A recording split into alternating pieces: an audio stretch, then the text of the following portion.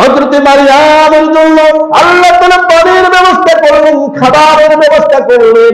এই জন্য ভাইরা আমার, বন্ধুগণ আমার, যাদের মা বোন গর্ভবতী হবে, এই গর্ভবতী মায়েদের জন্য সব থেকে শ্রেষ্ঠতম খাবার হলো খেজুর। আল্লাহু আকবার বলেন, আল্লাহু আকবার বলেন।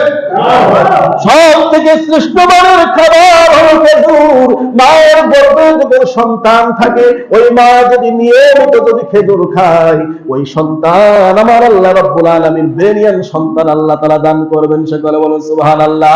মায়েদের রোগ ব্যাধি কম হবে, তাদের শরীরের ভিতর শক্তি দান করবে। কারণ আমার আল্লাহ তাআলা নিজে হযরত মারিয়ামকে গর্ভবতী অবস্থায় আমার আল্লাহ তাআলা নিজে তাকে খেজুর খাওয়াইছিলেন। সকলে বলেন সুবহানাল্লাহ। আর আল্লাহ রাব্বুল আলামিন যেহেতু মারিয়ামকে খেজুর খাওয়াইছেন, সুতরাং এর ভিতরে উপকার না থাকলে অন্য খাবারও তো দিতে পারতেন, কিন্তু দিলেন না কেন?